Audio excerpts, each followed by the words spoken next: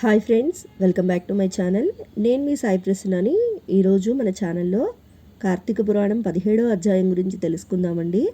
అంతకంటే ముందుగా మన ఛానల్ని ఎవరైనా ఫస్ట్ టైం చూస్తున్నట్లయితే ప్లీజ్ సబ్స్క్రైబ్ చేసుకోండి. ఓం కార్తీక దామోదరాయ నమః. ఇది శ్రీ స్కాంద పురాణ అంతర్గత కార్తీక మహత్యమందలి 17వ అధ్యాయ ప్రారంభ. తత్వబోధ. స్థూల సూక్ష్మ స్వరూపాలు, దోషాలు, సుఖదుఖాలు, కర్మబంధం, ముక్తిజూడము, జిత్తు మొదలైనవి ద్వంద్వాలకు సంబంధించినవి. మనం చేసుకున్న పుణ్యపాపాలు సూక్ష్మ దేహ రూపంలో ఉంటాయి. అవి నశిస్తే గాని ముక్తి రాదు. మాటలు ప్రస్తావన వచ్చింది కాబట్టి ఈ విషయాల గురించి పరమేశ్వరుడు పార్వతీదేవితో చెప్పిన విషయాలు చెప్తాను. జీవుడెవడు? నీవే కదా, మరి నేనెవరిని అని అడుగుతావేమిటి? అహం బ్రహ్మం అంటే నేను బ్రహ్మ అని అర్థం. దీనిలో అనుమానం అవసరం లేదు అన్నాడు. ఆ మాటలు విన్న పురుషుడు, ఓ మహాత్మా, అహం బ్రహ్మం అనే దానికి అర్థం తెలియటం లేదు, నాకు అర్థమయ్యే విధంగా చెప్పండి అన్నాడు. దానికి ఆ ముని అంగీకరించి వివరించడం మొదలుపెట్టారు. వాక్యార్థ జ్ఞానానికి పదార్థ జ్ఞానం కారణమవుతుంది. నీవు అంతఃకరణానికి, దాని వృత్తానికి సాక్షివై, చైతన్య స్వరూపుడివై, నిత్యుడవై, ఆనందరూపుడివై ఉండి కూడా నిన్ను నీవు తెలుసుకోకుండా ఉంటివి. జడరూపమైన ఈ దేహమే నేననే బుద్ధి వదిలిపెట్టి సత్యానంద స్వరూపుడివై పరమాత్మను నేనే అనే భావించు శరీరాలు కుండల వలె అనేక దోషాలలో ఉంటాయి. అందుకే అవి పరమాత్మ కాలేవు. అలాగే ఆశావాదులు మార్పు చెందుతాయి. శరీరం ఆత్మ కాదు. ఆ విధంగానే పంచభూతాత్మకమైన శరీరంలోని ఇంద్రియాలు కూడా నీవు కాదని గ్రహించుము. మనస్సు, బుద్ధి, ప్రాణవాయువు మొదలైనవి దేహం, ఇంద్రియాలు హాని చేసే లక్షణాలు కలవి. కాబట్టి అవి ఎటువంటి పరిస్థితుల్లో అవిత్రంతంగా పరమాత్మవు కాలేవు. పరమాత్మ సన్నిధానం చేత దేహాదులను నేనని భావించు.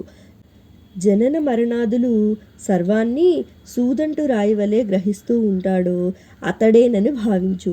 ఏ వస్తువు సన్నిధానం బలం వల్ల జడమును, దేహేంద్రియమైన ప్రాణాలు ఉన్న జననము లేని ఆత్మ అని తెలుస్తుందో అట్టి పరమాత్మ నేనని గ్రహించుకో.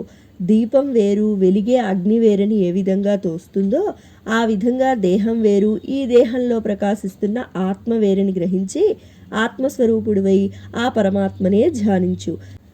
జాగస్వనూష వ్యవస్థలందును పదార్థాలు లయమైనప్పుడును ఎవరు వికారరహితులై సాక్షిభూతుడై చూస్తుంటాడో అతనే నేనని భావించు.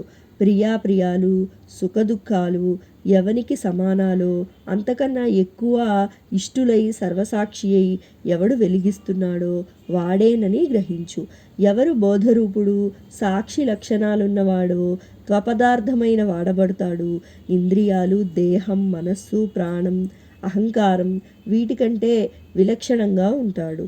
త్వం పదాదుల చేత కూడా షడ్వాన వికారాలు లేనివాడు త్వంత పదార్థమును నిశ్చయించిన తదుపరి తత్సర్థాన్ని విచారించాలి.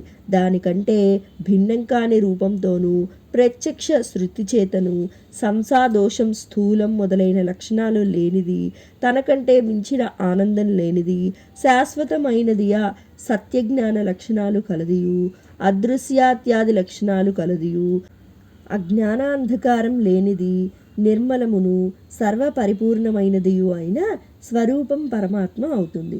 సర్వజ్ఞత్వం, సర్వేశ్వరత్వం, సంపూర్ణ శక్తిత్వం వేదాలలో ఎవరికి చెప్పబడుతున్నాయో వానినే ఆచరించు.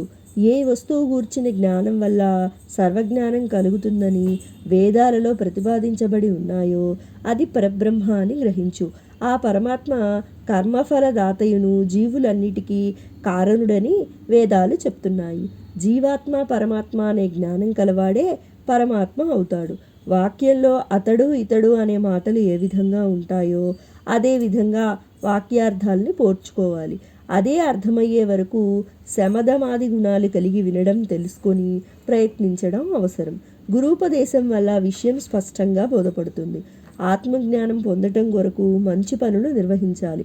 చెప్పకుండా ఎవరూ ఏ పనిని చేయరు. కాబట్టి గురు శుశ్రూష చేసి ఉపదేశం పొంది యథావిధిగా కర్మ చేస్తూ ఆ కర్మల ఫలితం వల్ల జన్మలెత్తుతూ యోగ విముక్తుడై మోక్షాన్ని సాధించుకోవలేను. నీ కర్మబంధాలు తొలగిపోయాయి. నీవు ఈ విషయాల గురించి ఆలోచించకు అని చెప్పాడు. అంతా విన్న ఆ పురుషుడు ఎంతో సంతోషంతో కర్మఫలం గురించి తెలుసుకోవాలనే కోరిక వచ్చింది.